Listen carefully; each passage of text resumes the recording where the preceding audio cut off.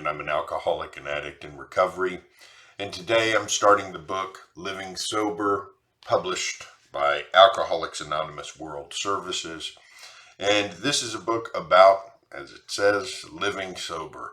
So this is not a book about a plan for recovery from alcoholism, as they state in the very first line of the book. This is about how to live sober, advice about what the writers have found valuable in living sober and living without alcohol as a means of achieving long-term recovery from alcoholism and addiction. And so, just reading some things that jumped out at me from the first section that I read this morning. One of the things that jumped out was they say our drinking was connected with many habits, big and little. Some of them were thinking habits or things we felt inside ourselves. Others were doing habits, things we did, actions we took. In getting used to not drinking, we have found that we needed new habits to take place of the old ones. And man, I identified with this. So, I drank and then used other drugs for a period of almost 20 years reliably. And I had developed some very specific habits around that. Habits of isolation, for example, and of being by myself when I was frustrated or when I was happy, or actually, now that I'm talking about it, just being by myself in general. I placed a lot of value on that. And so that's an example of a habit that I had to change. I had to make sure that in recovery, I'm spending time with family and friends and with people in the recovery community and communicating with other people rather than shutting them out of my life. So that's an example of a big habit I had to change. Little habit I had to change was things like, what do I do first thing in the morning? And this is something I was taught in the treatment center that I went to. First thing in the morning, make your bed. It's a little thing. It's a little behavior to change.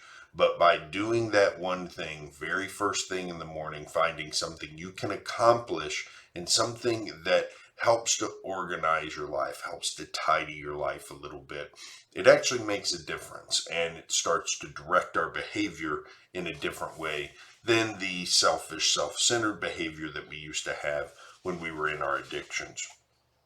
So they go on to talk about a little bit about what the book's going to do. The book is going to have some explanations for what kinds of things the authors and others have done in sobriety in order to help bolster their recovery, give them a good foundation for lifelong recovery. And they give a couple of pieces of advice while reading through the book that I think are important in recovery in general. So, taking a look at this, the first piece of advice they give is keep an open mind. And they say, perhaps some of the suggestions offered here will not appeal to you. If that's the case, we found that instead of rejecting them forever, it's a better idea just to set them aside for the time being.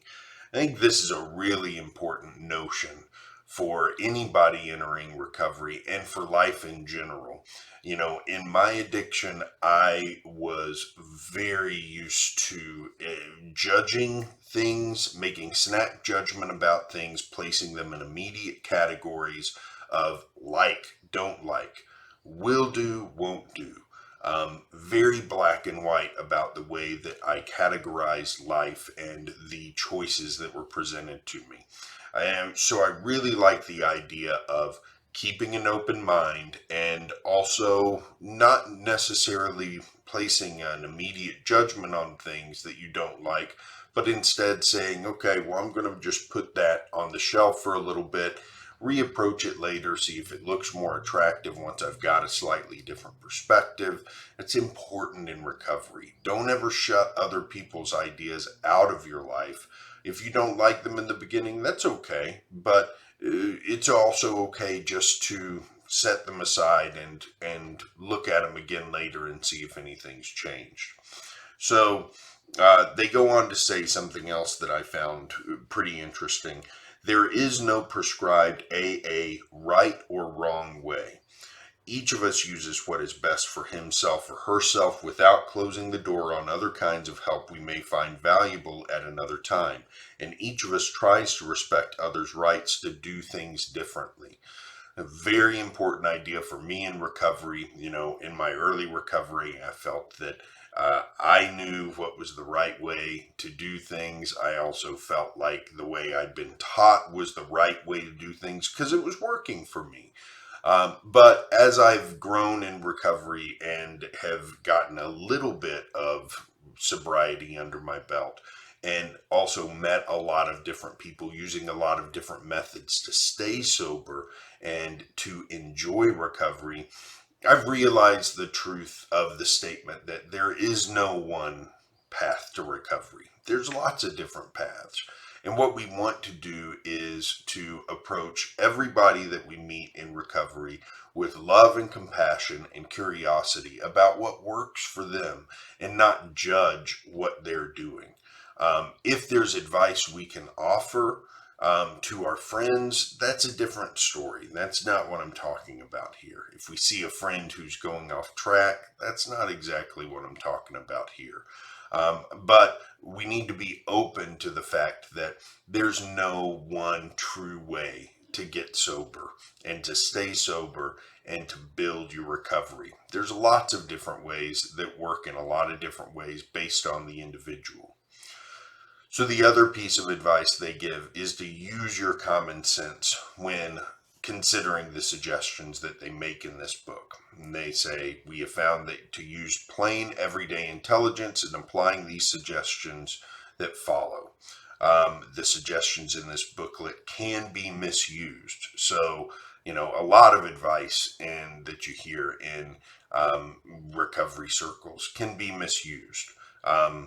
They pointed out here, another example is the use of the slogan, easy does it.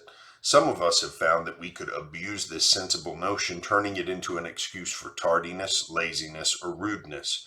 That is not, of course, what the slogan is intended for.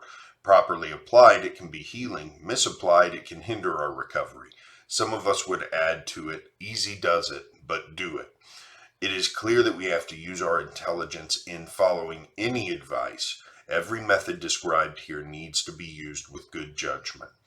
One more thing, AA does not pretend to offer scientific expertise on staying sober. We can share with you only our own personal experience, not professional theories and explanations.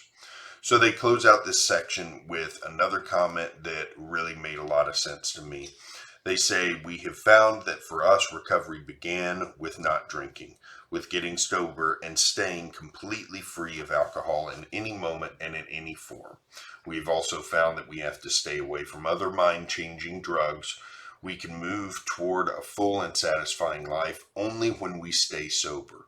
Sobriety is a launching pad for our recovery. And the idea that sobriety is the foundation of recovery is a really important concept because a lot of us came into recovery to get sober. We thought as long as we could get rid of the alcohol and drugs, we'd be good to go. There wouldn't be any more problems in our life. Everything would be happy for the rest of our days, and that would be it. But we found that's not the case. Sobriety is only a prerequisite for recovery.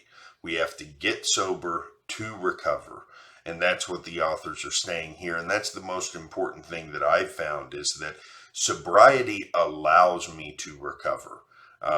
Sobriety gives me the space that I need and the mental facilities that I need to do the work of recovery that really addresses the spiritual, moral, psychological, emotional, and other issues that seemed to stack up while I was in my active addiction. So I really like that part of the book. That made a lot of sense to me. So I'll continue tomorrow with more of Living Sober. In the meantime, hope you all have a great day, and I'll see you then.